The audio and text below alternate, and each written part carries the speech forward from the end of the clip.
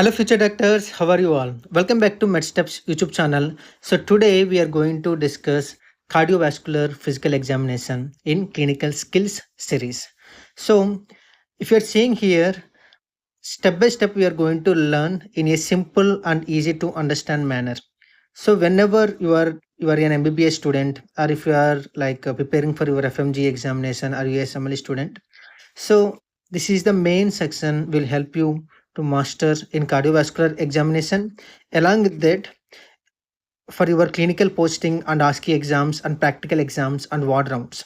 So in this lecture, we will cover general inspection and examination of hands and pulse in cardiovascular examination, and jugular venous pressure and carotid pulse examination, and precordial inspection and palpation, and some heart sounds and murmurs, peripheral signs of cardiovascular disease, and complete OSCE presentation format. So by the end of this video, you will able to perform a complete cardiovascular examination confidently on a patient. So don't skip. So you have to watch from beginning to till end. If you skip, you will miss some important things. So grab your notebook, stay till the end, and let's begin mastering our cardiovascular examination like a clinician. So let's get started. So first of all, if you are seeing any patient, so first we have to do introduce ourselves. So for example, good morning sir. Myself, I'm Dr. Anand. I'm final year medical student. So I would like to perform a cardiovascular examination on you today. Is that okay? Like that we have to do our introduction. Then after we have to confirm the patient details, identity. Then after we have to explain the procedure. So now I'm going to do cardiovascular examination. So for that I have to check your heart sounds with stethoscope, and I have to palpate, and I will tell you to do some like breathing and everything. So you have to do. So like that we have to explain the procedure. Then after we have to obtain that consent. Then after we have to wash our hands, and we have to ensure adequate exposure from neck to waist, and we have to give proper position for the patient like around 45 degrees semi-foiler position. Okay.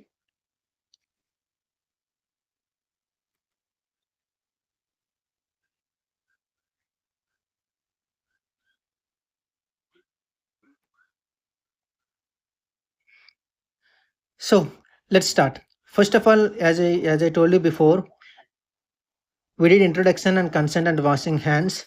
Then after we gave proper position for patient. Then after we have to go with general inspection. In general inspection, we have to stand at the foot end of the bed, and we have to observe. Okay. Then after we have to look for general appearance, like patient is comfort or distress, or patient have any breathlessness or cyanosis or pallor, cachexia or obesity, and any surroundings the patient have any medical equipment. Okay, medical equipment means like oxygen mask, intravenous lines, cardiac monitor, or pacemaker. So along with that, whenever you are doing any in ASCII settings, if you're doing any cardiovascular physical examination, we have to tell, you have to say. Then only the examiner can understand what are the things you are doing. So we have, for example, like I'm inspecting the patient from the end of the bed for signs of cardiovascular disease. Like that, you have to explain. Then after what you are observing, if the doctor is asking means, then you have to tell like body habitus, like cardiac cachexia. Cardiac cachexia we can see in portal hypertension and right heart failure, and we can see obesity like diabetes and dyslipidemia and poor diet. Next, the patient is alert and oriented, and any dyspnea, difficulty in breathing or respiratory distress like congestive cardiac failure, or pulmonary hypertension and cardiopulmonary and or myocardial infection. And you can see discomfort or pain like angina, and in myocardial infection and pericarditis, and tamponade, cardiac tamponade, and diaphoresis like over sweating and everything. In angina patients we can see like myocardial in angina patients and myocardial infection and pain. If patient getting any pain, the patient will get over sweating. So diaphoresis. Next, you can see chest deformities like surgical scar, or if patient did any CABG, history of coronary artery bypass surgery or grafting, or valve repairs, we have to check that scars. Next, congenital phases like Marfan syndrome, Down syndrome, and Turner syndrome. So these are the things based on that inspection, based on that facial features and everything, we can find out that conditions. Okay, so this is the first we have to do general inspection.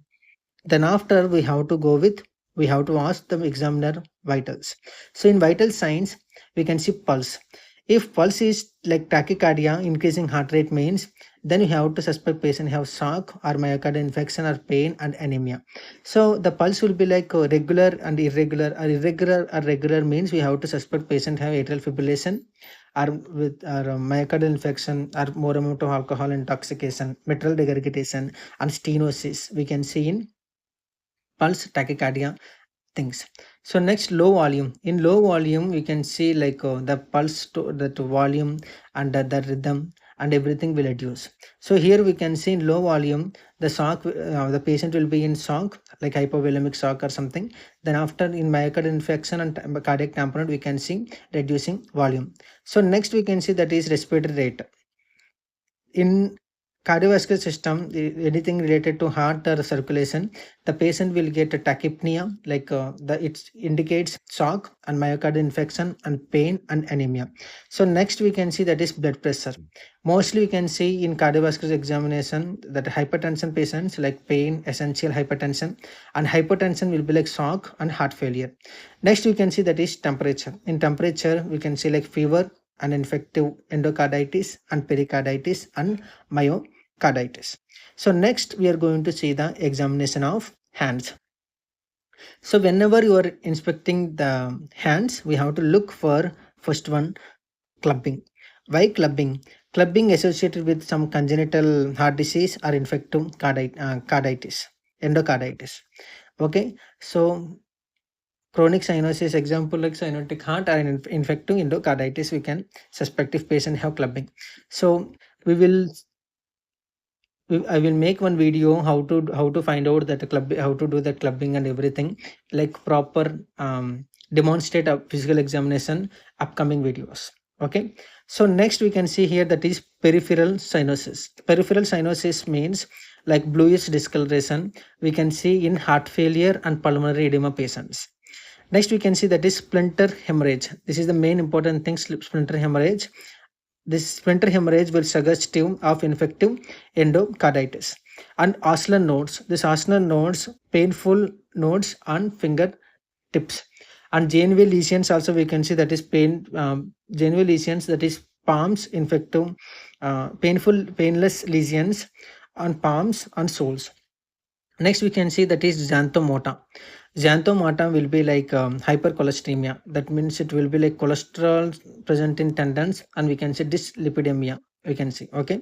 Next we can see that is Dupuytren's contracture. This Dupuytren contracture we can see in alcohol and dilated cardiomyopathy patients. Next we can see that is Palmer erythema, means polycythemia. If patient have more amount of RBC, hematocrit will be increased in CBC. So in polycythemia we can see Palmer erythema. Next, pale nails and Palmer crease pallor will be like indicates anemia. And perfusion and capillary refilling time, everything we have to check in um, um, hands. Okay, we have to feel the temperature. So we have to use dorsum of the hand, like cold hands may indicate poor cardiac output. Next, capillary refilling time, we have to press nail bed 5 seconds. If normal means less than 2 seconds, it will the perfusion will come, the blood will fill with red in color. Okay, the structure. So next we can see that is radial pulse.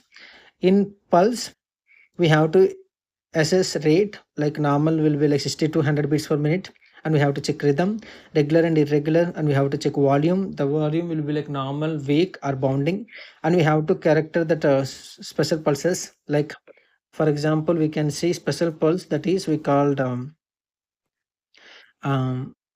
collapsing pulse. Collapsing pulse means it's like aortic regurgitation. Aortic regurgitation. Okay, so next we can see here that is, and another thing we can see, um, radio radial delay in physical examination. If patient getting radial delay, we have to suspect coarctation of aorta. Okay, so next, blood pressure.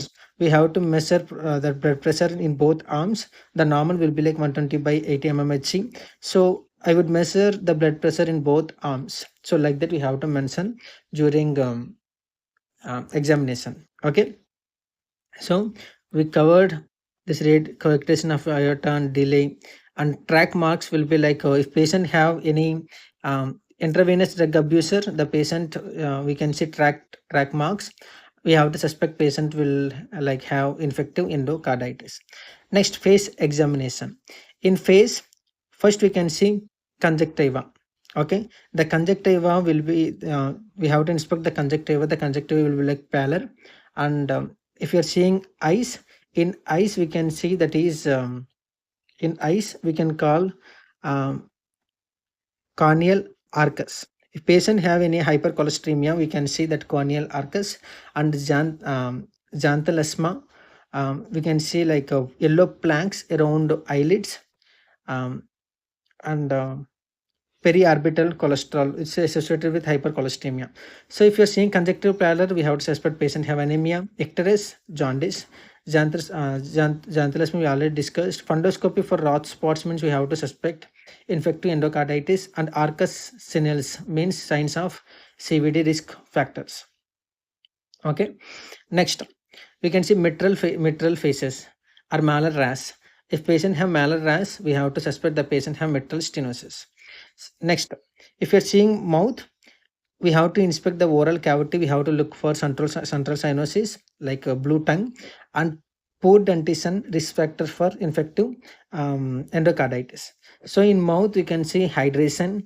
Next, central cyanosis or peripheral cyanosis like congestive cardiac failure or pulmonary edema. Next we can see that is gum pallor, that is anemia, and poor dental hygiene, that is infective endocarditis. Then after high arch palate, we can see the in Marfan syndrome patient. So next we can see that is neck examination. In neck examination, we have to check jugular venous pressure. So for checking jugular venous pressure, what we have to do, we have to give proper position for patient like 45 degrees. Then after we have to identify the then after we have to identify the internal jugular vein. The normal internal jugular vein, we can see less than equal to 3 centimeters above the sternal angle. Okay, and if it's raised means we have to suggest patient have heart failure and tricuspid disease. Okay, so first one we can see increased jugular venous pressure will be like right ventricular failure and pulmonary hypertension, and we can see hepatojugular reflex. With hepatojugular reflex, that jugular venous pressure will increase. So the jugular venous pulsations, if you are seeing, means we have to suspect tricuspid regurgitation. Okay, next we can see that is carotid pulse. The carotid pulse we have to palpate one side at a time. So while we have to access volume and character.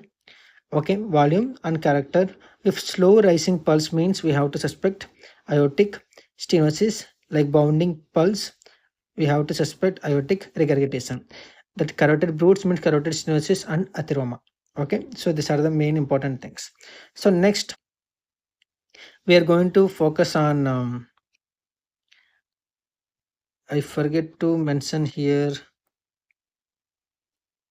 Okay, so next we can see that is we call inspection of precordium. Inspection of precordium means we have to expose chest. We have to look for scars like sternotomy scar or pacemaker scar or chest deformity or visible apex beat or visible pulsations. We have to see. Okay, next we have to palpate. We have to after doing in chest we have to do inspection. In this inspection we have to check scars. Okay, in inspection, scars means like we already discussed CABG and sternotomy, and chest deformities like pectus excavatum, pectus caneatum, barrel chest, kyphosis, and lordosis. and bruising, visible apex beat and pacemaker we discussed already. So next, palpation of pericardium. So in palpation, first we are going to see that is apex beat. Where we can find apex beat, the normal location will be like fifth intercostal space, mid clavicular line. So we have to assess the position and character, and we have to, the displaced apex will be like cardiomegaly or hypertrophic cardiomyopathy. Next we can see heaves. Where we can see heaves, parasternal heave. So we have to place our heel and we have to place our heel of the hand along left sternal border. It indicates right ventricular hypertrophy or mitral or tricuspid regurgitation. Okay, next we can see that is thrills. Thrills means it's like palpated thrills. Like we can see aortic area and pulmonic area and tricuspid area and mitral area. So thrill means what? Thrill means like a palpable systolic murmur. Palpable systolic murmurs. Okay, so the things we call thrills. Next, we can do percussion. Percussion is not necessary, but if you are suspecting any fluid or any pericardial effusion, okay, precordial effusion or cardiac tamponade, we can do percussion. Okay, next we can go with auscultation. So for auscultation, we have to use diaphragm, then we have to use bell. So if you are seeing here, this is in auscultation, we can see aortic area. In aortic area, where you can find main second right intercostal space, we can listen aortic stenosis murmurs. Next, we can see here that is pulmonic area. In pulmonic area, like the second left intercostal space and pulmonic stenosis. Next, we can see tricuspid area. In tricuspid area will be like, we can see like left lower sternal border, and we can see precuspid murmur. Next, we can see that is mitral area. In mitral area, where we can find that location will be like apex beat, mitral stenosis, and mitral regurgitation. Okay, so in auscultation, we can see that is muffled heart sounds. In muffled heart sounds, we can see chronic obstructive pulmonary disorder and cardiac tamponade. Next, we can see murmurs. In murmurs like mitral, tricuspid, aortic, pulmonary valves, we can find like for diastolic, bell is the best thing to differentiate the murmur. For systolic, diaphragm is the best to differentiate the sound. Next, sometimes you can see the murmur radiate to axillary and carotid radiation, with or without. This is the thing we have to tell in interpreting while interpreting that murmurs. These are the things very important. Okay, next we can see that is pericardial friction rub, that is pericarditis. Okay, in murmurs we have some grades. This is the things very important during physical examination, because after physical examination the doctor can ask these questions. So for murmurs, we have some characters, we have to follow that characters, like timing, like systolic, diastolic, and continuous. The duration we have to check, that is ejection or pansystolic or early, mid, or late systolic, we have to interpret it. Then after intensity, like we have some grades in intensity. The grades will be like we can see the grade 1 will be like very faint, heard only with the careful. If you are listening carefully, then only we can hear. So that is grade 1. In grade 2 we can see like in grade 2 will be like soft and but it easily heard. Next we can see moderately, so moderately loud, so no thrills, but with the stethoscope you can listen, it will be like moderately little loud. Next we can see for grade 4, that is loud with a palpable thrill. So with your hand you can feel that with your heel of palm you can feel that grade 4 murmur. Next, grade 5 murmur will be like a very hard, we can hear it with stethoscope partially off the chest, and we can listen, we can feel the thrills also. Grade 6 will be like extremely loud, um, heard with stethoscope just above the chest and not touching like thrill. Okay, so these are the things. So these are the grades we have. So next we can see here, that is we have to identify the heart sounds based on this S1. Whenever you are seeing S1, we have to suspect that is closer mitral valve tricuspid closure of mitral and tricuspid valve, so it will cause lub. Okay, so mitral and tricuspid valve will close, that is S1. Next we can see S2. S2 means what? Closure of the patient will get dub sound. So how they are getting dub sound? Because with closing of aortic and pulmonic valve, it will cause dub sound. So next we can see that is S3. S3 means it's like heart failure patients and dilated cardiomyopathy patients. We can see this S3 sound. Okay. Next we can see that is S4. S4 means the patient have any hypertension, prolonged hypertension or left ventricular hypertrophy. Then we can see that is S4 sound we can see. So murmurs, this murmurs divide into two different types of murmurs. One is systolic murmur and diastolic murmur. Systolic murmur will be like aortic stenosis and mitral regurgitation. Diastolic murmurs we can see like mitral stenosis and aortic regurgitation we can see. We have some special maneuvers, that is mitral stenosis. We have to ask patient to place roll onto your left side. So we have to listen with the bell at apex. Then only we can listen properly that mitral stenosis. Next we can see aortic regurgitation. In aortic regurgitation, next we can see that is aortic regurgitation. In aortic regurgitation, we have to tell that patient to sit forward and breathe out and hold. So then we can listen at left sternal border. Okay. Next, we are going to see the posterior chest examination. In posterior chest examination, we have to inspect and auscultate lung bases, and we have to look for basal crepitations. And we have to, if we are patient getting basal crepitations, we have to suspect patient suggestive heart failure. So here in back, we have to check respiratory system in congestive heart failure, like basal inspiratory crackles, or we can see basal crepitations, and we can see sacral edema also. In right, if we are suspecting right heart failure patients, we can see sacral edema. Okay. Next, peripheral edema also we can see. We will discuss later. But next, abdomen. In abdomen, we have to check that patient by lying flat. In abdomen, we can see visible pulsatile mass if you're suspecting aneurysm, scars, tenderness, and hepatomegaly. In hepatomegaly, mostly the patient must be have hypertension and portal hypertension and right heart failure, and pulsatile will be present if tricuspid regurgitation. And we can see splenomegaly. If you're seeing splenomegaly, we have to suspect like malaria or infective endocarditis. Next, ascites, shifting dullness, and fluid thrills. We have to suspect right heart failure because increasing third space area. The volume will be there. Next, aortic width. Patient have aneurysm and renal broods. Okay. Next, we can see here that is legs and feet. In legs and feet, we can see peripheral edema will be like right heart failure. And venous disease, we can see that is sinus skin, hair loss, and venous ulcers. Next, we can see that is calf tenderness, like calf tenderness, that it will be like a peripheral venous disease.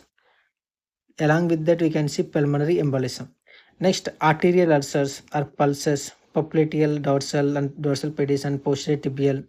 Okay, and capillary refill, warm, well perfused, and we can see clubbing. Okay, and we can see some splinters, Janeway, and oscular nodes. So these are things we discussed already. So in this section, we are studying for only that cardiovascular examination and what are the pathological conditions we can see and how we have to diagnose. Okay. Next, in upcoming videos, I will do some demonstrating videos, so usually you can get some idea. Okay. Next, we can see some peripheral edema also. We have to examine ankles and we have to press over tibia. The patient will get, if patient have any like depression, we have the pitting edema will indicates like congestive heart failures. So these are the things like that, like this we have to do cardiovascular examination. Then after we have to present, if you are doing any OSCE settings, if in OSCE physical examination, we have to present the case. Like for example, I examined the cardiovascular system of patient. On examination, there were no peripheral stigmata of infective endocarditis, and the pulse was regular at 78 beats per minute, and blood pressure was 120 by 80 mmHg, and the jugular venous pressure was not elevated, and the apex beat was located in the fifth intercostal space, mid clavicular line, and heart sounds will be like S1 and S2, where normal with no added sounds or murmurs. No pedal edema was present. Overall cardiovascular examination was unremarkable. So like that, um, we have to present that case. Okay, so in ASCII, you can follow one mnemonic. The thing we have to look: hands, pulse, face, neck, chest, heart sounds, and lungs and legs. So this sequence will help you to perform a complete cardiovascular examination systematically in exams and clinical practice and in ASCII settings. So if you didn't subscribe my channel, if this video is helping you, if you didn't subscribe my channel, like, share and subscribe. If you have any doubts, you can ask me in comment section. We will meet in our next video. Till the time, take